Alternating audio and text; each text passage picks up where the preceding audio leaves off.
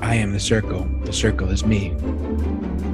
If you're hearing our voices, it means it's time for It's This Meets That, the podcast where we watch the worst movies from trailer to end credits scene by scene, so you don't have to, but maybe you should. I'm Russ.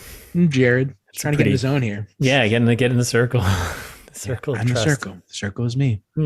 Yeah, that's what we say here. Mm-hmm. So we're here, right?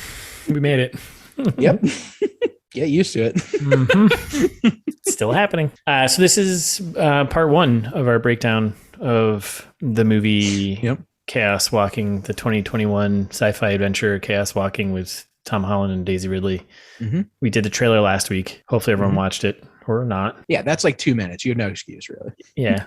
You want to give a quick recap in case no one watched or listened to the trailer and anything else? If you're one of those people, let us know. Like, why don't you listen to Trailer Trash? we like getting feedback. Yeah, exactly. Yeah, you listen to the episodes, but not Trailer Trash seems weird to me. So seems very weird. Yeah, so let us know. But in case you didn't, the premise here: two unlikely companions embark on a perilous adventure through the badlands of an unexplored planet as they try to escape a dangerous and disorienting reality where all thoughts are seen and heard by everyone, which is misleading. Yeah, it is. Now watching the movie. Well, I feel like we gathered that from the trailer even, but because not all thoughts are heard, only the men. Yeah, and a disorienting reality, like it makes me think. It is disorienting. I'll give them that. It is. I mean, yeah, it would be, I guess. I was pretty upset. Yeah, it is a disorienting movie. So yeah. We were complaining about this earlier. I know. Maybe it is pretty on point then. So I don't even remember what we expected from the trailer. We expected it to be better than it was, I think, because we're both kind of fans of Tom Holland and Daisy Ridley, as bad as they are sometimes as actors. Yeah, I mean, Tom Holland's just Tom Holland, and I think Daisy Ridley is still just Daisy Ridley, but she hasn't been in a lot of stuff yet to really find out. So I don't know. But yeah, right. And like Mads Mikkelsen's always great. Like, yeah, I think we had somewhat high hopes for this, right? Yeah, I think so. Audience score was high. Yeah, super high audience score, very low on the critic score, was like 21%. That's why it's landed here. But I was disappointed. Yeah, overall, it just felt like the middle was just very boring. There's a lot of walking in woods, which we'll talk about, but just like walking in woods for the most part. And I think we did call out the fact that the trailer was like really amped up, and definitely whoever cut that was like, this movie's pretty boring. Let's amp up the trailer to like notch 15. Yeah, and like we say it's boring, but like there was a decent amount of action. It was It was just boring action. Yeah. Even the things that happened that were supposed to be interesting were made uninteresting. Yeah, and there was like a lot of like the pacing was like off, right? I mean, a ton of repeating exposition too. Like there's so much like script is horrible. Like there's so much reminding us like all of the things that go on here in this world, and it's like it felt like they were planting all the seeds of the world and not worried about like, I don't know. Which I didn't even think there was that really truly like there. I get no, what there were wasn't. Trying to do, but no. I agree, and it wasn't even good at doing that. Yeah. Yeah. So. We didn't talk. I don't think we talked too much about it in the trailer trash, but this is based on a book series. A young adult British American author, Patrick Ness, who also worked in a screenplay. It's a trilogy of trilogies, right? No, it's just a trilogy. It's not a trilogy of trilogies. Which a trilogy of trilogy is also a trilogy. You know, it's right. Ultimately, it's just a trilogy of 9. Yes. So yeah, there's 3 books. And I was reading some reviews and the critics' feedback. And I'm bringing this up because we've talked about this before, because we've done a couple of books to movie translations. And a lot of the critics were saying that it kind of failed from the source material. Like, oh, really? Yeah, and I read like I've never read the books, but I read through like the synopsis of them, and I was like, oh, it looks like they mashed like book 1 and 2 a little bit together. Yeah, and took out a couple of the good parts, because I also read the synopsis. Yeah, it definitely seemed like they took out some stuff. So it sounds like another case of like not sticking to the source material. And we've seen it before, and it doesn't end up well. It ends up here, us talking about it. Right, which is a bad sign. Right. So some of the quick info on this one. Give me one. some info here. I'll give you info, man. Please. So this is directed by Doug Liman, which we talked about in the Trailer Trash. He did Born Identity, Edge of Tomorrow. Like, yep. He's legit. Swingers. Swingers. Like, unbelievable. Yeah. Which I did not know, which is crazy. He's made good movies. So yeah, felt like maybe his blueprint here was not the best thing to work from. Maybe he did the best he could with what he had. I could see that. Yeah, it's generous of you. Yeah, I'm trying to be nice because I like Doug Liman. Not that I know him personally. Maybe, I don't know. Maybe he's a total dick. He's probably a real dick, yeah. He probably is. So screenwriters, there's 2 credited. Patrick Ness, who is the author of the book, of the series, and Christopher Ford. Now, you ready for this? Sure. Christopher Ford was one of the many writers on Spider-Man Homecoming. Interesting. Yep. Okay. Yeah, I'm going to list 3 movies, which I know you haven't seen. One we've talked about before. So, Cop Car. I'm not sure if you've seen that one. Okay, so he was a writer. He did a screenplay for that. Robot and Frank, which was a really good one. Never seen that. It's kind of a small indie one. It's on Netflix, I think. And Clown, which we've talked about. We watched the trailer, and we wanted to do it for an episode a long time ago. Oh, interesting. This is before we kind of switched how we were doing things. So yeah. So Spider-Man Homecoming. So there's a connection here. So Spider-Man Homecoming, Cop Car, I hope so. and Clown are all directed by John Watts. Oh, okay. So, I mean, I basically just listed the 3 movies he's done, and he did obviously the other Spider-Man. I think he's doing the 3rd one too. Sure. So they seem to be friends or connected somehow. But yeah, interesting. Yeah, you remember Clown? Clown was the one where the guy puts on the clown suit and he can't take it off, and he's like trying to rip it off his face. Oh, yeah. That looks kind of funny. Yeah. Okay. Yeah, I don't think it's supposed to be funny. Well, neat. So wait, but the point you were getting, I think, that was that those are the credited screenwriters. Yes, correct. So thank you for getting me back on track. So those are the credited screenwriters. So this apparently went through a bunch of drafts, including one from Charlie Kaufman, which who hired to watch write that. That sounds good. Right. So he wrote the original draft in 2012. Wild. Yeah, I think this movie also was delayed for like 4 years or whatever. We'll talk about that. That's a fast fact later. Okay, well, let's save that. And then his script was rewritten by Jamie Linden, don't know who that is. Lindsay Beer, don't know who that is. Gary Spinelli, don't know who that is. John Lee Hancock, Christopher Ford, and Patrick Ness. So, yeah, it's gone through a lot of different hands. Yeah, you hate to see it. Yeah, I don't know. I know that happens like a lot, but that doesn't seem like a good sign. It's regular Artemis fowl. So who's in this? Great cast, kind of. Yeah. So we got people I like. I shouldn't say great cast because I like them despite their flaws. Yeah. So I mean, we've got Tom Holland playing Todd, Daisy Ridley playing Viola, right? Tom Holland playing Todd Hewitt. So keep the initials the same, kind of similar sounding names. Maybe it doesn't confuse Tom Holland. So he's like, that's what I was. Yeah. Exactly what I was getting at. Like, guys, don't confuse him. Don't confuse him. Tom. He definitely feels like he just shows up and they're like, just be Tom Holland. But he's like, but I'm Todd Hewitt. He's like, but you're the same though. You see, good. TH nailed it. TH nailed it. Yeah. Do Peter Parker. What? That's just me. Yeah. Do that. Yes.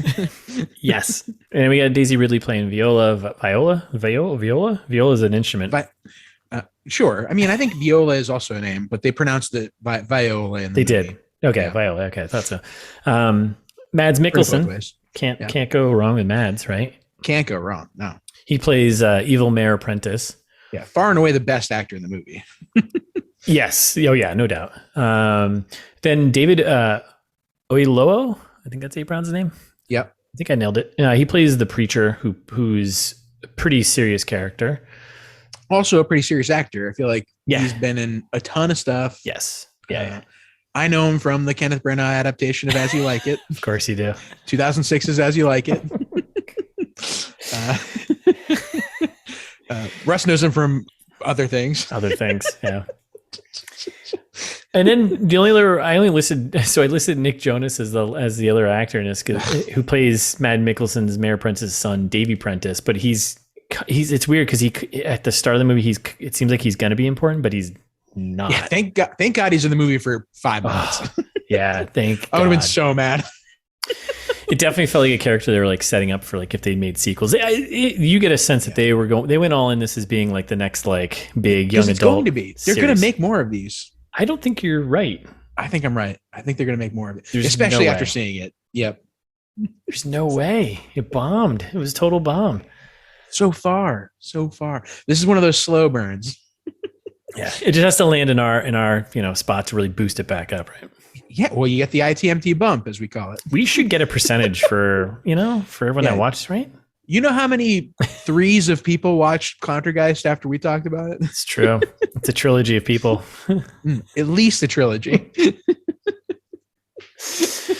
Maybe a quadrology. Quadrology. So production budget and production budget and box office and revenue. Go on. Box office. Worldwide, it did $27 million, which is like 7,200 Fanatics. Not good. Yeah, no, that's not good. Not quite Fanatic bad, but it's a pretty even split, international and domestic, 13 million on either side, and then home video did another 2 million. Yeah. DVD, Blu-ray sales, all that, I guess. Sure. Is that good? I don't think so. Right? I don't think so either, but that's like all the hardcore fans of the books probably bought it, and that was it. That makes sense. And this was all on a budget of about $100 million. Yeah, which you really hate to see, because when you cost like 26,000 Fanatics to make and you only make 7,000 Fanatics back, that means you're not getting a sequel. I'm sorry. I'm no mathemologist, but that's not profitable. However, that's a write-off. I think this is going to be one of the times that Hollywood listens to the will of the people. The will of the dedicated fans. I think Tom Holland's going to, be a crusader for this. Like, guys, we can do better. We can do more. Yeah. We can do more better. I am Todd Hewitt. I am Todd Hewitt. Okay. All right. So that's that. What's your Hollywood pitch? Let's do it. Okay. So this one was a little bit hard for me, right? It wasn't super easy all around. Have you seen Light of My Life? No, but I've heard of it. So this one's a little bit on the easy side, right? Casey Affleck flick, I think relatively well regarded, but I'm no Casey Affleck fan, so fuck him. Yeah, yeah, I think he's a garbage person. Is what I'm getting at. Yep, got that. Anyway, so the movie's about how there's like almost no women left on Earth because of a mysterious pandemic that wipes out the female population, right? Okay. So kind of like this movie, right? Not or like the premise of part of this movie for at least a few minutes of it. Yep. Tom Holland's entire worldview. Yes. Yeah. He's been misinformed. Yeah. By his elders. Yikes. Yeah. Very on point. Yeah. That's yeah. It's pretty fucked up when you think about it. But anyway, so that's the world we're going in here. But where there's like one important woman, of course, which, of course, in the case of Light of My Life, it's his daughter who they pretend to be a boy. So that way she doesn't get abducted by, marauders, because of course there's, it's post-apocalypse kind of thing. There's marauders trying to kidnap women that are the few women that are left. So anyway, that's part one. Okay. Now part two is like a little bit wishful thinking. Yeah, I'm curious to see where this goes. So a good movie, Arrival. I'd say a great movie, but yeah. I would also say a great movie. I've watched it like 4 times, and it's I watch it not like a once, short movie. I watch it like once a year. Yeah. Oh, it's awesome. So good. Yeah, great movie. Yeah. One of my favorite movies of the last decade for sure. So for a number of parts. So one, there's the smart woman is like much smarter than everyone else in the movie. And like very clearly Daisy Ridley's character is like not a moron like every other character in this movie. Yep. Part one. And Arrival did a bit of that too, right? Yep. Obviously, like there are other smart characters, but like, come on. There's a hero here. There's a clear hero. Yeah. Two, both movies have aliens that I want to know more about, because we don't, Arrival is not about the aliens really, even though it is. They're not aliens in this movie. Right. Well, we're the aliens in this movie. But anyways, they're aliens to us here on Earth, Russ, because they're no longer on Earth. Sure. Yes. Okay. All of them are. Okay. I buy that. Yes. But like the fucking spackle. Yeah. I want to know way more about the spackle. They seem cool. Yeah, they didn't get really into them at all. No, I'm hot on the spackle, just like I'm hot on, our rival characters here that we don't know much about until, well, we do kind of at the end, but not really. They're still mysterious. Yeah. And then I'm going to throw in meets. So a 3? Yep. Well, maybe a 4. But these aren't full movies. They're just scenes. Okay. All right, that's tough. Okay. And we already alluded to it a little earlier. One is one that happened. So that scene, I think it's in, is it Deathly Hallows Part 1? Yeah, I don't know. Have you seen the Harry Potter movies? No. None of them? Maybe the first one. Outrageous, first of all. How have you it's part of the zeitgeist. Nope. You gotta, not mine. God. Oh my God. Yeah. Only like one of the biggest franchises of all time. All right, fine. Yeah, that's fine. I'll forget you said that. Anyway, there's like half of one of the later movies, and I think it might be Deathly Hallows Part 1, but I can't remember, where they're just walking through a forest, and it's so goddamn boring. And that's what this movie was like. Meets my wishful thinking of how I wanted this movie to end, and we got so close, kind of, was the scene from Attack of the Clones where Anakin gets his revenge on the Tusken Raiders for killing his mom. I wanted Todd to slaughter Prentice and the whole town. The whole town, basically. The Prentice boys. Yeah. Okay. As vengeance. So anyway, maybe a 5-way. I don't know. Wow, I don't even know how I'm gonna put that one. I don't know how I'm gonna put that one together for our Who Pitched It Better. Yeah, good luck. Yeah, I've got ideas. A collage. What do you got? I'm assuming it's actual movies. Yeah, movies that you probably haven't seen because you've only seen Harry Potter and Twilight. In Twilight, yep. that checks it out. And Clontergeist. So I went with it's What Women Want meets True Grit. So before you get into it, shocked you did not say It's What Men Want, because that's also a movie that came out afterwards and is even worse and actually has more to do with this movie. Yeah, I actually didn't even know that movie existed. Oh, so. Come on, man. Tracy Morgan. It's terrible. No. Sorry. Well, I also this one was the first movie that popped in my head, so I was like, "Oh, this is good." But I also mentioned it because I can't wait to trigger you here because What Women Want, which I know you haven't seen or know about. I have seen What Women Want. What are you talking about? Oh, I've definitely seen it. It's awful. It stars your most hated person in Hollywood, Mel Gibson. Yep. Actual Nazi Mel Gibson. I was like, I'm pretty sure there's other movies about like people hearing each other's thoughts, but I was like, this will be the good one for Jared. Yeah, dude, I can't believe you haven't seen the sequel. I don't know. Is it a sequel? Oh yeah. Oh really? Yes. They were like, oh boy, well that was misguided that we did that. Remember in 2000, and then they were let's try to fix it. Let's fix it. And I think it was like 2010. It was like 10 years later. Oh my God. It was way after. And they were like, yeah, we'll make it about a woman who's like trying to get ahead, break that glass ceiling. Jesus Christ. Horrible. But no, that's a great choice. I didn't even think of that until you read that was the first one, because obviously he can see her thoughts. Obviously it's a reverse thing and he uses it to get ahead, and then obviously he learns a lesson and blah blah blah. Whereas this one, Tom Holland, he's giving away all of his thoughts, but he still kind of learns a little bit of a lesson, I think. No, he doesn't actually. No, he definitely doesn't. So he learns nothing. Nope. Well, has Mel Gibson learned anything either? Not by hearing women's thoughts, apparently. Needs True Grit. This was tough. I was battling here. I went with True Grit mostly because you mentioned it and reminded me, and I kind of had a thought about it. But yeah, I've seen this one too. Oh, okay. I've seen both of your movies today. Did you see the original True Grit? No, I've only seen the new one. Okay, that's fine. They're the same movies. But I like Jeff Bridges, so yeah, I do too.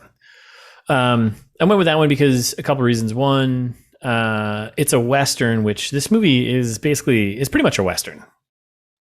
I would barely call this movie. Yeah. I would barely call this movie science fiction. Actually, it's just I wouldn't call it sci-fi at all. Yeah, I would call it like fantasy Western, Western, right? Like, yeah, it's got a ton of Western vibes. Space Western is what I would call it. Yeah, it's actually just I would just call it a space Western. Yeah, like Star Wars. So, yeah, exactly.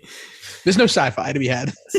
So and I went with that, and also I was having a really hard time finding a Western where there was the son. I feel like an idiot, but I'm sure someone out there is like, oh, this was the movie where like there was a son who is kind of seeking revenge on his father or mother being murdered. Which that movie has to exist, but why I'm blanking on it? So I was like, fuck it, go this one where same concept, but it's obviously the little girl is seeking revenge on You did a double reverse though. I like it. And I think that's it. I like that. Yeah, I think those are good. I'm very proud of us that neither one of us mentioned a Spider-Man movie, a Star Wars movie.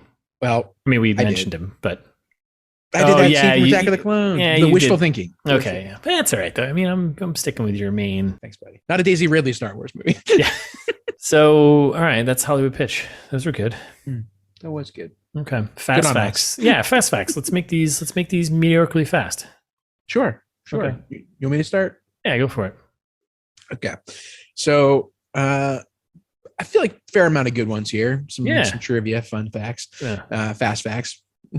Don't dilute the brand. Yeah, don't rebrand the segment, man. Come on. Yeah, sorry. Fast facts. They're faster than facts of life. Just important for everyone to note here. This is my favorite, I think. Mm-hmm. Tom Holland lost out the lead role in 1917. Mm-hmm. A good movie. Yeah, it was a good movie. I enjoyed that movie. And missed the premiere of Avengers Endgame, the biggest movie he's ever been in. Yeah, and one of the largest movies in the last couple of years. Yep, sure. Yep. Some would say. Because of this movie. He was doing reshoots at the time. Like a dummy. Oh, Tom, TH, what are you doing? Yeah. Now I'm picturing, so it's funny, that's interesting, him losing out the lead role in 1917, which now I look at it, it's like, wow, perfectly could have been great in that. Yeah. Or he could have just been Tom Holland in 1917 Tom Holland, right? Which, perfect. Yeah. He would have spoiled the war. Simpsons did it. Speaking of reshoots, they spent like an extra $50 million to do, which what? I was also horrified by. Yeah, so you said the total budget for this movie is about $100 million. Yeah. Apparently, like 20% of that was reshoots. Jesus. Yeah. I mean, reshoots are very common. That's a common thing to happen. And I think a lot of people, they get freaked out when they hear reshoots, but it's also when you hear reshoots on this movie, plus all of the screenwriters are involved. Right. There's some problems going on. Story is all messed up. Yeah. And it gets even worse when you think about, they did all the primary filming was done in 2017. So they filmed this movie in 2017. Yeah. And then they were like, guys, we can't put this out. But they waited 2 years to do the reshoots, 2019, and then they waited another 2 years to actually release it. So this movie's just been sitting on the shelf. Meanwhile, Tom Holland is having an incredibly successful career in the background. Yes. Yep. As is Daisy Ridley too. Yeah. And Mads Mikkelsen. They're all doing great. Yeah, absolutely. And this movie is just sitting on a shelf somewhere, being like, guys, we have to put this out eventually. When's a good time to make sure no one remembers this? Yeah. Ooh, pandemic. Perfect. Let's drop it then. Yeah. Love to see it. Oh my God. So I know you love numbers. You want to do the counting one? Well, there's an additional note to the reshoots here. I find this interesting that director Fede Alvarez actually worked with Doug Liman on the reshoots. That's kind of I didn't think it was that interesting. Well, Fede Alvarez, I think that's interesting because he did like the new Evil Dead movie, which was a pretty big deal. I think he also did that movie Don't Breathe, I think. Oh, interesting. Okay, yeah, that name I did not know. Yeah, but good on you for calling that out because I would have skipped it. I do love numbers, so yeah. Yeah. You want to do the numbers one? The name Todd, is that where we're at? The name Todd is said / thought 205 times in this movie. What? Which who counted that? First of all, great question. True hero. We would love to have you on the podcast. Well, would we? Oh, yes, we would. Yeah, I guess you're right. Second of all, this movie is not including the credits, like 95 minutes long.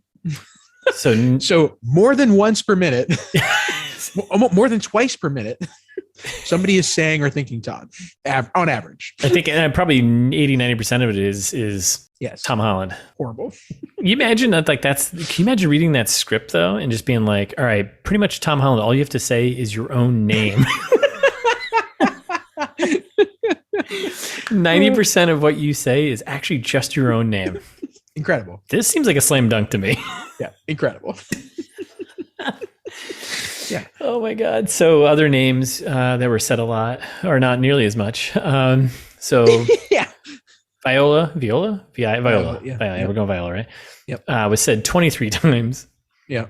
And Manchi, which is Todd's dog, was said 20 times. So the dog and the lead female characters' names were said the same amount of times.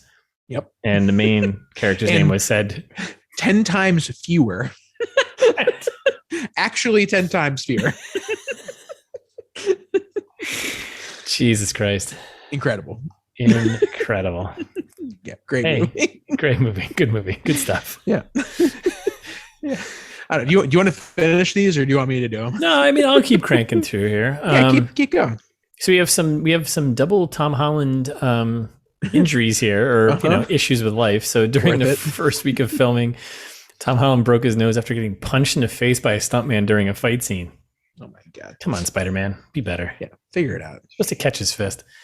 Mm-hmm. Then on the last day of filming, Tom Holland passed out on camera while performing a scene where he had to hold his breath underwater.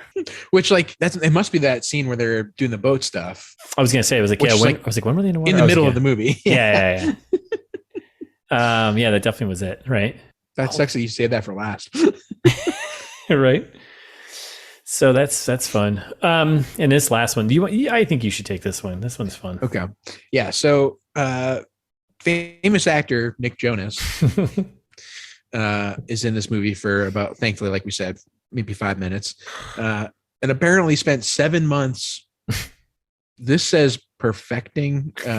Let's just say working on. Yeah. Let's reword that. His Southern accent for the role, which I have so many questions about.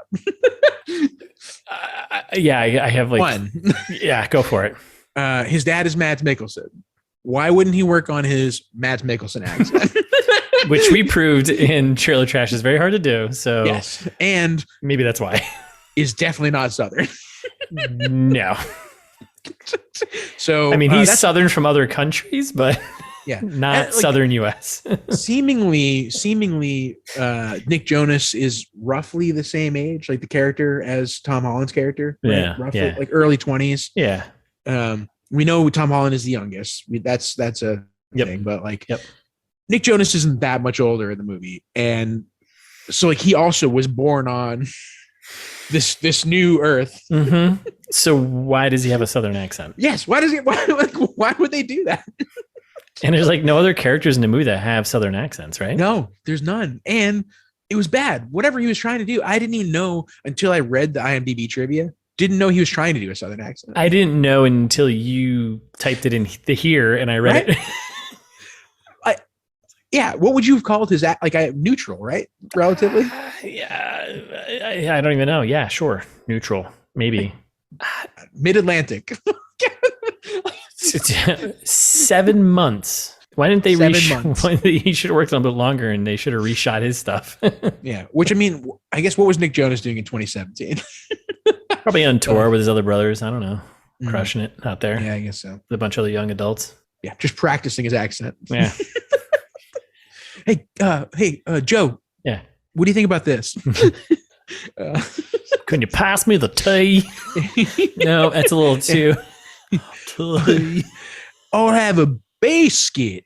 Biscuit. They call biscuits cookies in the States. They're not. Are they British? Yes, I think they're British. No, they're not. They're from New Jersey. No, they're not. They are. They're from New Jersey. Yes. Oh my god. So maybe he was trying to do like a tri-state area, like southern, like from I New want to be England. British now. No, they're from New Jersey. Ooh, you know who I'm thinking of? You know who I think Nick Jonas is? One Direction. Harry Styles. I knew that's where you're going. Nick Jonas and Harry Styles are the same person. Look at them. Look at a photo of them. Yeah, no, I don't even have to. I know. You know exactly what I'm talking about. Yeah. Oh yeah. Okay. Thank you. Oh my god, that's funny. Yeah. So much. What's like? Why are you doing British? They're from New Jersey. At first, I was like, "Wait, is that what they sound like in New Jersey?" I mean, that makes sense. I buy it. Hey, in the States, they call biscuits cookies. Yeah, that's my it's my Atlantic City accent. Oh shit! Okay. It's gonna be a long episode. We haven't started the movie yet. Nope, we haven't. All right, so that's meteorically fast facts. They're faster than lies, at least. Faster than the speed of sound. Okay, well, let's get into breaking this down. Sure. Yeah, Lionsgate up front. that's it, right? Big fancy animation, really owning this one. Yeah, it's theirs. This is all our fault. Yeah. And then this is when we get our like title card kind of quote thing, which I'm assuming is from the book, where it says, "The noise is a man's thoughts unfiltered, and without a filter, a man is just chaos walking," which It's is a really poorly worded sentence. It's also the first sentence of the book, actually. Oh, is it? Okay. Yeah. Stupid. Yeah. Well, it made me angrier because it's attributed to unknown New World settler. Oh, I didn't even catch that it was. You didn't see that? No, I didn't even catch that part. That's weird. Yeah, because I was like, oh, I assume maybe the main character says this, or maybe they'll attribute it to the book. Like maybe they'll write like, oh yeah, whatever the title of the book. Nope, it's attributed to unknown New World settler. This is so stupid. And we don't find out who that is at all, right? Maybe it's the preacher. No, never. Right? No, Maybe? definitely not. No, nobody says this in the movie. Yeah. Okay. Yeah, it's stupid. It's they're trying to get the title, shoehorn the title in somehow. Yeah, it's also right because it's Chaos Walking, and then the text disappears, and you just have the title of the movie, Chaos Walking. Why wouldn't they call it the name of the book? That's I guess what bothers me. Like Chaos Walking is not a better title than The Knife of Never Letting Go. Like that's a fine title if you're. That's a long one. That's like an emo band song title. Sure. No, I mean the title's stupid, but I'm saying like it's as stupid as Chaos Walking. Yeah, that's fair. I think they were like because like the series of books is called Chaos Walking. It's a Chaos Walking trilogy. Oh, is it? Okay. Yeah, or the Chaos Walking series. So frustrating. Yeah. At least they didn't say the Twilight Saga. So they didn't say like the Chaos Walking Saga, the knife of never letting go. That would have been even worse. So we're in space. Yep. Zooming around a planet, bunch of space debris. Yep. Classic through the clouds. Yeah, includes the clouds, and we're coming into the planet, and then we get a title of the planet simply called, hey, why not New World, right? Which I guess is better than New Earth. I mean, yeah, I was gonna say, why not just call it New Earth? Like every other movie we've ever watched. Earth 2. So New World 2257 AD. Which I know. Go ahead. Yeah, like why aren't we saying CE?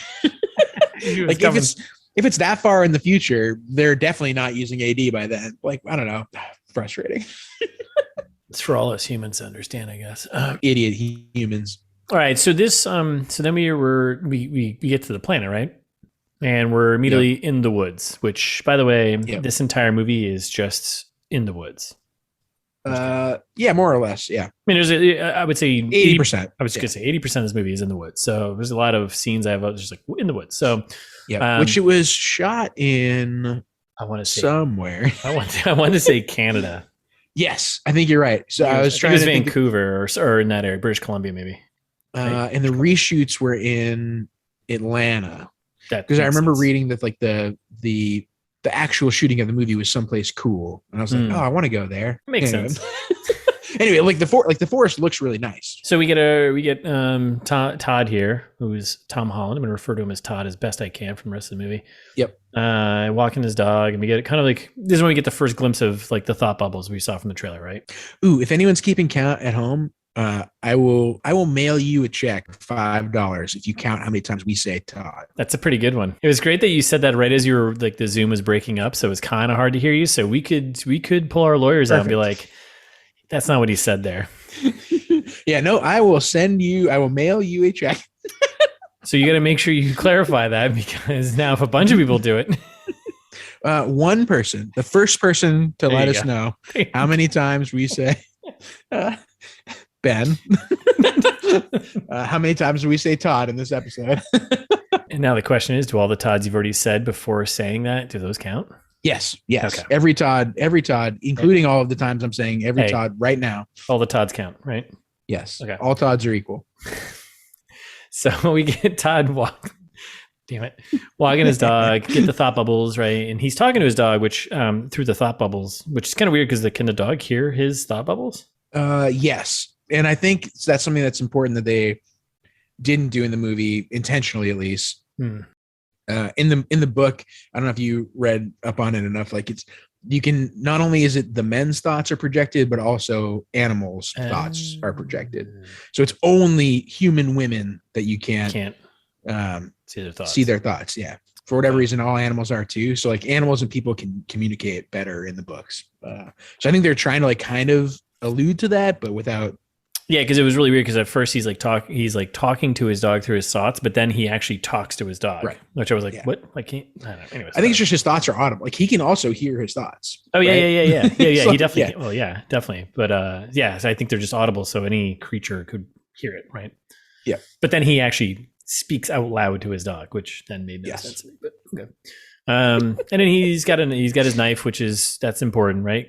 The knife is a key thing throughout the entire movie. Probably the book, I assume. There's a bunch of like critters, bugs like crawling through the forest, and he throws his knife and kills one, which real gross. Yeah, I think his dog ate it. I don't know. He feeds it to the puppy. Yeah, and then he's continuing through the forest, and then this is when we meet the preacher. Yes, played by David Aaron. Well, right, Aaron. Right, the character's name is Aaron. Yeah, that's right, Aaron, known as the preacher. And this was when this started, I didn't have the closed captioning on. I couldn't hear anything that was going on because like, oh man, like the first like 5 minutes of this movie, I was like, this is really annoying between all the thought bubbles that kept popping up between the two characters and then them actually talking to each other, like in between the thought bubbles, which they can also hear. I was like, this is chaos.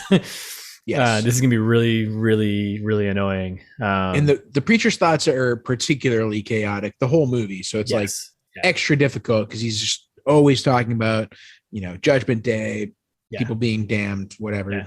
He's a classic, preacher, preaching about the doom kind. Yeah, the doom kind of preacher, right? Yeah. So he's going on, and you get a sense that he's a little crazy. He's a little intense of a character. And then Todd's got thoughts of like, why do we call him a preacher when he doesn't go to church and stuff like that, right? Yeah, nobody goes to church anymore. Right. And then we get a sign. You get a little sign of Todd's kind of apprehension and confidence problem. And he's thinking of weakness and he's weak, and the preacher kind of stands him down, slaps him across the face. Yep. Then we get some exposition from the preacher, basically telling Todd that he's an orphan runt and he's weak like a woman. I was like, yikes. Yep. You can tell, like the preacher's character is very quickly defined. Yeah, immediately, and obviously we get a sense of Todd's character as well from this. So, and you get a sense of history too, because then Todd says, as he's walking away, like, "Well, at least he didn't bust my lip this time." Like, Jesus Christ! Like, yeah. Oh, the preacher regularly beats you up. Good to know. Classic. I don't know. No preachers ever beat me up. Yeah, so you just get a sense of Todd's character. He's not super confident and doesn't seem like he gets a lot of respect. Yeah, he's like a Peter Parker. Some would say. Some would say Peter Parker. Yeah. And then we jump to the town, right? I guess, right? Yeah. The Old West town. in the future. One thing I want to call out, this is like between that scene and then jumping to the town, we get an overhead shot of beautiful British Columbia, I think it is, right? Of the New World. And all of a sudden we get like a little country music vibe going on. Yeah. I'm calling this out because there is so many transition shots of this overhead, like panning across like the woods. Yes. Like too many. Way too many. If I notice it and I call it out, that means there's too many. So, so we're in town. And this is where we meet Davy Prentice, who's played by Nick Jonas, right? Yep. And we get our intro to Shit Shoveler Hewitt over here, which that's kind of funny. Yeah. Like, is that his job? I mean, I guess he's a farmer, so I guess sure. That's what you do. I'm sure he shovels shit, but it made me kind of think of it's manure. That show that I was telling you. I thought I told you to watch Miracle Workers. We talked about this already. I don't think so. With Steve Buscemi and I don't know, Daniel Radcliffe. It's really good. The first season's on Hulu, second season's on HBO. But anyway, in the second season, Steve Buscemi's character is a shit shoveler. That's and actually, it takes place in like medieval times and he's a shit shoveler. And I was like, oh, wouldn't it be funny if, even though this is 2257, he's being a shit shoveler? Hey, you always need a shit shoveler. Yeah, don't edit any of that. I will be cautious of the edit. It's an important job. Shit shoveling. For all you shit shovelers out there, listeners, I know there's at least two of you. So this is where we get like the 1 of 5 minutes of Nick Jonas's character on screen. He's pretty much a jerk, just like his dad. And he basically comes up to Todd and they talk some shit to each other. We don't know the mayor's a jerk yet. I mean, he's played by Mads Mikkelsen. We know he's the bad guy. Come on. I mean, or is he Mads Mikkelsen in new Star Wars, where he's a bad guy who is repentant and is good at the end? Yeah, he built the Death Star. Yeah, okay, but sure, but yeah, a lot of buts. He still built the thing. Yeah, he's better than Mel Gibson. Yeah, but you're right. I've designed and built this massive thing of mass destruction, but there's a little port just in case. It wasn't meant to be used that way. Yeah, that's what. Yeah, okay. You know who you work for. I'm not buying it. It's regular Oppenheimer is what I'm trying to say. Yeah. So we meet Davey, Nick Jonas. He's kind of a jerk. And he's kind of talking shit to Todd, right? Yep. And this is a scene from the trailer where they kind of have like a little back and forth. He's like, I can hear what you're saying. I can hear your noise. And snake. They made it even stupider in the actual movie. Get all these motherfucking snakes off my motherfucking New World. And then we just get snakes jump out of Davey and he falls off his horse in the mud. Looks like a dummy. Yep. Which one of our predictions are already wrong. Like we were talking about how that would be like a power of his, which it kind of is, but it kind of is, but he doesn't do well. He does at the end, at the very end. Yeah. But like the rest of the time, he's really bad at it, and it's stupid. And the mayor's like, "Oh, Todd, how clever to say snake and make a snake appear." And this is when we meet Mayor Prentice there, Mads Mikkelsen's character. Loves the snake show. Clever boy. Which at first I didn't pick up on that. My first thought was because immediately Todd switches to I'm Todd Hewitt, like he always does when he's nervous. I thought the mayor was saying that was clever. And I was like, why? Yeah. This is stupid. No, it actually took me a little bit too. I won't lie. It took me until he had when he talks to his two dads there. Yeah. So then, we also learned that his only way of hiding his thoughts is to say his name over and over again. So right. Exactly. So one of the things Thais called out at this point, which I thought was funny, because this is when we get right after this, we cut to like the dinner table with the dads and Todd, and like they're kind of talking about the noise and like you have to like careful with your noise, boy, kind of thing. Of he's sitting there complaining about beats and shit. Thais had an interesting observation. She was like, yeah, if it was women that was happening to you, like they probably just say like, oh, your feelings are showing. Like immediately, of course, men are saying it's just noise. Like, oh, it's your innermost thoughts and feelings, but like it's noise. Of course, it's noise. Well, I was like, oh, interesting. That is interesting, and it very much applies to how, yes, right. Very on point. This movie is about talking about the difference between men and women, the way they think. But I mean, it is noise because there's the scene like later on where the guy is sleeping. It's loud. And he's just dreaming of baseball. Yeah. Yes. That's fucking noise. That's not feelings. That's just. But either way, I was like, that's funny. So yeah. But we also get a sense of when we meet Mayor Prentice here, you get an understanding that it seems like older men can have a better control over their thoughts. Some of them, right? Like yeah. Like people he had practice. Yeah. In practice, like he had control over it. So it seems like obviously like the younger guys, again, very clearly Todd doesn't. Very on point commentary that they can't keep their thoughts to themselves. So, right. And then we jump to Todd's home, I think, right? And we get another overhead transition of beautiful British Columbia. Mm-hmm. And there's two guys working in the field. Todd comes home. He's got some.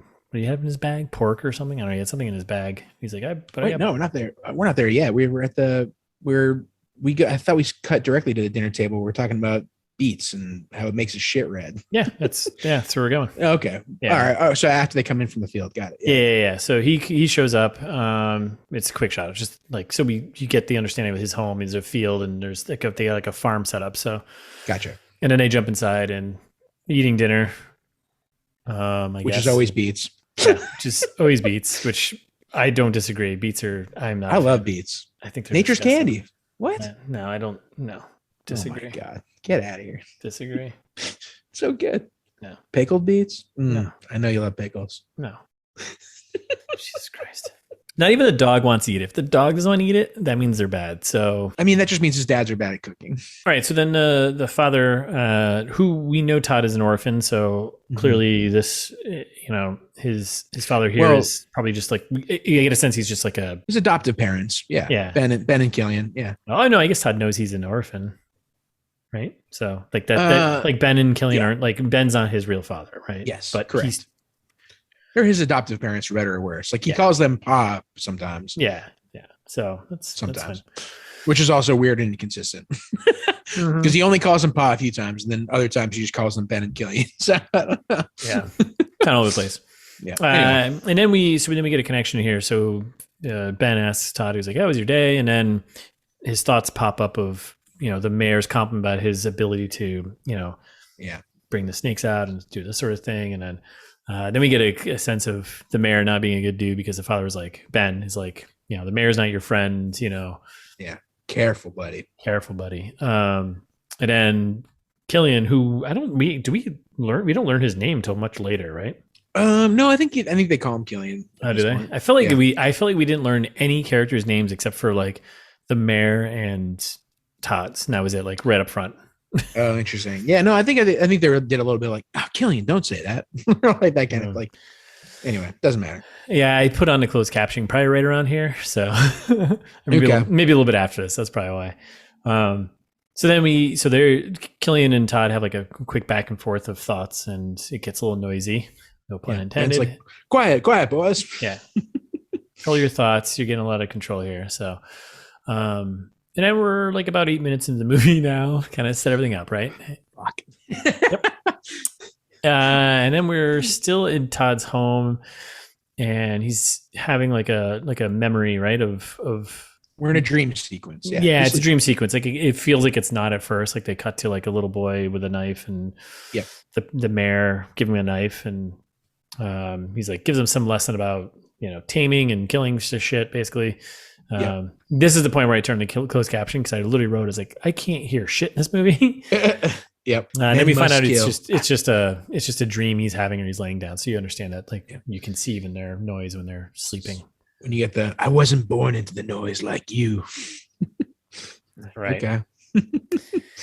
And then Ben comes in. He's like, just go to sleep.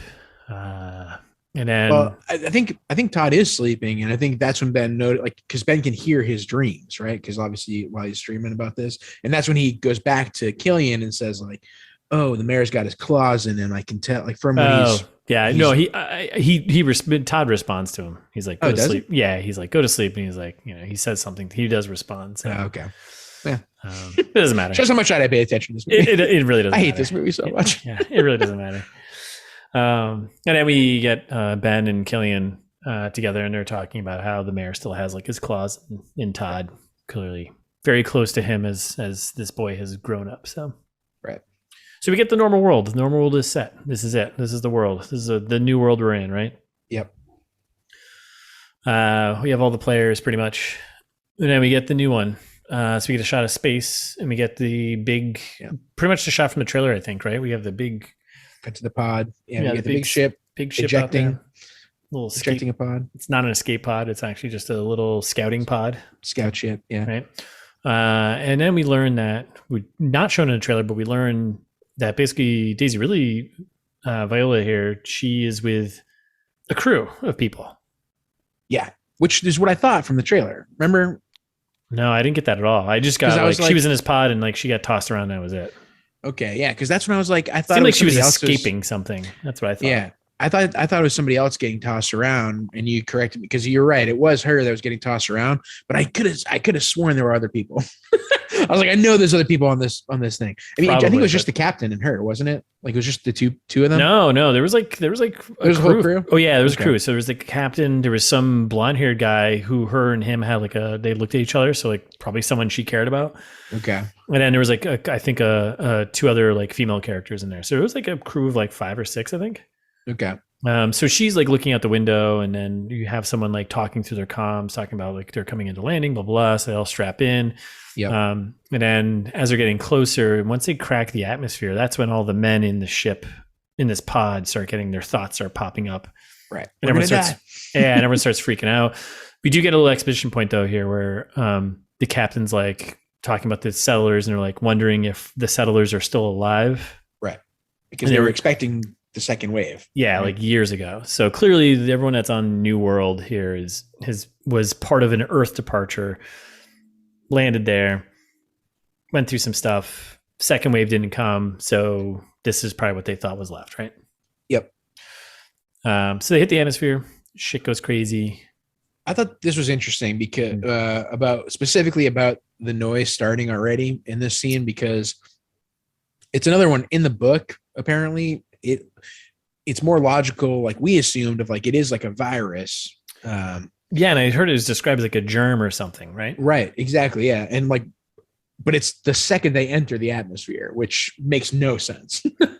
Like, I don't know. It just makes it way stupider. You're like, why wouldn't you just wait till they crash or something like that?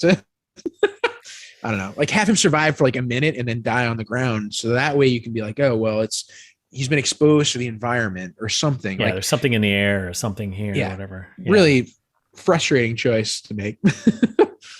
So they hit the atmosphere, all of a sudden thought bubbles come up, and then the ship gets under, like, everyone loses control. There's a fire breaks out inside, which, that makes sense, I guess, because it's inside. And then, basically crew gets tossed and ship is on fire. Daisy really gets tossed, and then ship crashes. And then we are in the crash site. Yep. Another shot of the New World. I think Killian is out in the field or something like that. Yeah. And then Todd's working. It's like, need rain. Yeah. So we get it. You're a farmer. Yeah. I hear one more farmer complain about rain. I swear to God. I will stop your subsidies. Again, normal day life. Todd's working the fields here. And then, go check the panels, Todd. Yeah. He's like, why don't you do something, kid? Yeah. What the panels of what? Go check the panels, Todd. So he goes over to like the barn and goes looking, and someone in a red jacket, it's obviously Viola here. Yeah. It's Daisy Ridley character, right? She's like jumps down and like just goes running. It's like, okay. And then there's a little bit of a chase between Todd and the mysterious orange red jacket character. Yep. And it leads him to the pod crash, basically, right? Yep, exactly. And this is when all kinds of thoughts are going about how is that from the sky? Is that a spaceship? I've never seen a spaceship. Oh yeah, his brain's going crazy, right? Yeah, his brain's going crazy. He's walking around. He sees graves. He's like, wait, there's people buried. There's death. Mm-hmm. This guy, I got to tell the mayor. I got to tell whatever. Yep. And he hasn't at this point been able to locate the orange person. Mm-hmm. But he's like, we got to figure this shit out. Yeah. This is bad. Yeah, that makes sense, right? And then we get the return to the crew, to the crash with the mayor now. The mayor and the crew show up, right? And they're checking out the site. Well, because unsubtly, he walks through the middle of town and everybody can obviously read all of his thoughts. And he's like, visualizing the explosion and like the crash site and whatever else. And like everybody can see and hear all of it. You're like, good job. Todd, trying to be subtle here. Yeah. Is this a movie about Tom Holland's like life as an actor and spoiling movies? Because I think so. So then That's of right. course they bring the whole crew. Yeah, right, they bring the whole crew. I forgot about that. He went through the town, which is important because it's fucking chaos bubbles, chaos walking. And then more thoughts on Todd. I've never seen a girl before, so that's obviously kind of important. So then they go back out to the crash, right? And then we get the crew and the mayor now out there, and they're checking it out. Yeah. And then the mayor's like, "Hey, did you get a look at the survivor?" And Todd's like, "No, I didn't get a good look." He was like, but I couldn't see his thoughts. Yeah. And then that's an immediately Mayor Prentice there is just like, that's a woman. Get running. Her. Yeah, find her. Holy shit, it's a girl, a space girl. Never seen a girl before. So they take off, and then Todd just kind of hanging out in the woods. Yeah. He finds like a little thing. He's like kind of inspecting some things, and then Viola just sneaks up on him. And then like she's getting immediately chased by the crew on horses, right? Like Todd is not the only person out here in the woods looking for her. We get the quick scene from the trailer, right, where they interact with each other, and he starts freaking out like about girl. That's pretty much all he says. Right. Stupid. So yeah. Then we jump to chasing. Yeah. Which horses seem like the least efficient way to chase anyone in the forest, right? Like I don't think horses are like known for dodging trees particularly well. I mean, are they? Like, I don't know. I mean, I think so. I mean, why not? Like the forest is dense. It's not like it's a redwood forest. And true, but I think being on a horse still would be better than being on foot, which just made no sense to me. Like, how are they not catching up to her yet? Like, a horse is still pretty fast, and because of the forest. I don't know if that's. Maybe. I guess so. Yeah, I guess a horse is just gonna like stop at obstacles, but right. Yeah, I guess. I don't know. It's frustrating. The whole way this movie is done is frustrating. I buy that. Yeah, you're right. I don't know. So there's a big chase scene, and they're all on horses, and then the mayor just manifests like wooden spikes.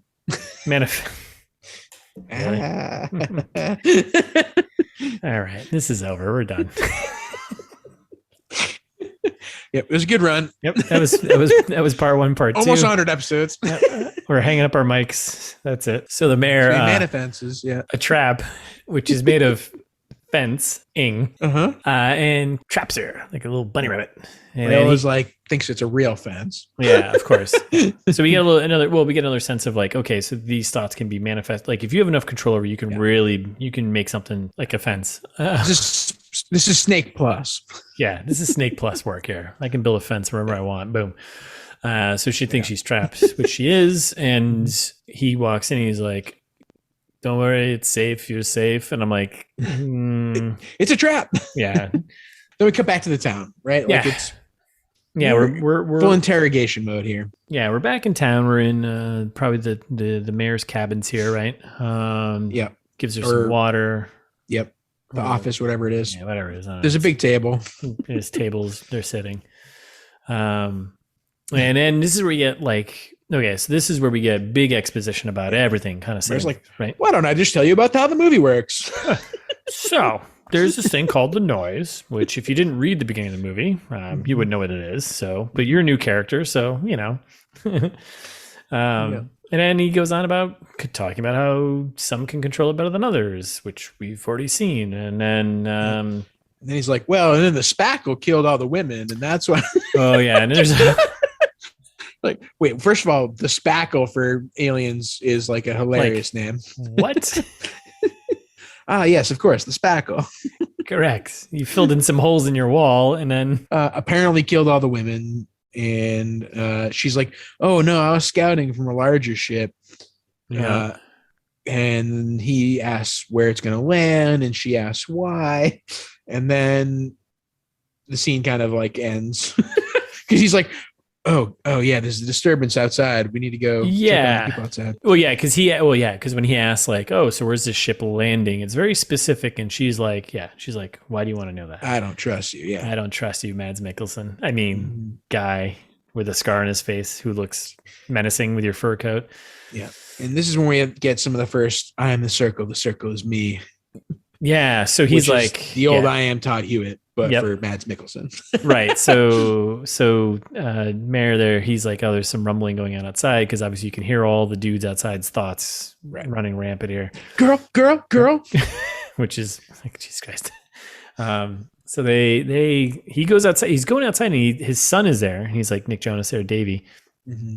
He's like, don't let anyone in. Don't talk to her. Obviously, he's going to go talk to her. So first move. Yeah. So Mayor goes outside. He's trying to calm the common folk there. And, circles me. I'm the circle, blah, blah. And then we cut back inside. That's relatable. And we got, and we got Davey being basically creepy, right? He's got a great line. Never seen a girl before. Girls are scary. Yeah, girls are scary. I'm glad men have become even stupider. Yeah. No, they're pretty dumb in this. Because he starts rifling through her stuff, right? Yeah, he starts going through her bag of magic space tricks. Yeah, her space purse, right? Yep, and finds this weapon, like explosive of some kind. That she's like, "Hey, be careful with that." Yeah, don't touch that, dummy. Yep, which he thinks, I'm going to do whatever I want. And then he like blows up the whole house. And by the way, when Jared says he thinks I'm going to do whatever I want, no, that's actually what he thought. Yeah. Yes. His thought bubbles we can hear. So he says, I'm going to do whatever I want. I can do whatever I want. Yeah. So he blows up the house. Yeah. It's a crazy rain of fire of like bullets, and the thing just gets torched. Right. And then she escapes, but then she escapes underneath the cabin that they were just in. Right. Yep, exactly. And meanwhile, the preacher's like running around being like, judgment. Damn preacher. Sinners. And then, of course, it's a perfect place for her to hide out. She's underneath the thing. And then through the wood, through the boards, she can hear the mayor and the preacher talking about basically the mayor's plans and how he's evil. And he's like, oh, he's like, if they land over there, they're all going to be in hypersleep. So we can just steal the ship, and then we can take over the planet. Ambush the planet, like, control the planet. That's me. That's a simple plan, guys. Come on, let's do it. Get on board. Preacher's like, well, what about the angel? Blah, blah, blah. And that's when Prentice here goes, she's not an angel. She's a girl. She's all alone and she's got nothing. And then Viola's like, whoa, boy, I got to get out of here. Yikes, I got the whole plot of the movie now. Yay. And then the menfolk go hunting, I think. And then this is when so everyone leaves town. They're all hunting her. They're looking for her. Yeah, looking for her. And then Todd goes and checks out the town hall, whatever the fucking cabinet is that they were just in. And he goes up, he finds her space bag, and he's like, oh, I mean, I guess I should take this. Somebody has to take it. Might as well be me. You're like, wait, what? No, I don't think anybody has to take it. It's called stealing. Mm-hmm. And he's like, oh, there's probably some cool shit in it. And then he thinks, oh, I hope she's safe. And then he leaves. And then so he gets back to the farm, and he's walking quick towards the barn with his sack, his stolen sack, and his dads are like, hey, Todd, come over here. We have farm work to do. And he's like, no, I'll be right out, dads. Yeah. And then, of course, he goes inside, opens up the bag, starts rifling through her shit like he shouldn't, and discovers that she is also in the barn, hanging out in the barn with her purple blanket. And so he freaks out. He's not sure what to do, but he's like, hey, it's okay. Yeah. Yellow hair. And then, so he leaves the barn, goes outside, and then we get the rando Prentice shows up, right? Well, right before that, I love when he's like lying to his dads, because his dads are, they're like, hey son, like, what's going on? Like, what are you doing? And he's like, I love my chores. Like, bad lie. I'm Todd Hewitt. I love my chores. And the dads are like, I don't know. I don't think I buy that one. Yeah. And then that's when, Dawes shows up and he's like, hey, we're looking for that space girl. And the dads are like, what? Who's that? Because obviously they don't know. They have no clue. Right. Killian and Ben, they have no idea. And they look at Todd, and Todd is not a good liar. I love my chores. I love my chores.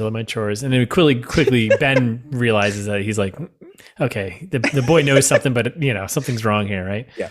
Todd, you dumb. You're dumb. Todd's not very good at hiding his thoughts ever in this movie.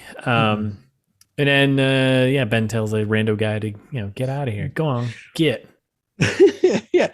And he just goes, well, I'll be seeing you. I'm like, wait, this isn't how space should work. Like, this is 2257, right? Like, everything that they're doing is very much like old school Western style of like, hey, like, you hiding a fugitive around these parts? And they're like, no, sir, but like, you can't inspect. And they're like, all right, well, I'll be back with a warrant. I mean, I think it's like, to me, it feels like it's just pretty heavy handed, if a bunch of dudes are running things, it's going to be like the Old West, right? It's so stupid, infuriating. And that's when the dads are like, all right, Todd, she's in the barn, isn't she? And he's like, yeah. Well, but as this is going on, they're cutting between her back in the barn, right? And she's like grabbing her stuff. She grabs like a couple apples. She's not quite grabbing her stuff yet, because this is when the dads come in, right? And you're right. That's right. I'm sorry. And the dads are like talking to her like she doesn't speak English. Like, we're okay. We won't hurt you. Well, because Todd did say she doesn't speak, because she hasn't spoken to anyone other than to. Sure, but come on. It's 2257. And the spoilers, she speaks the Queen's English, so better than, the rest of the planet. Yeah. Yeah. Better than Nick Jonas's southern accent.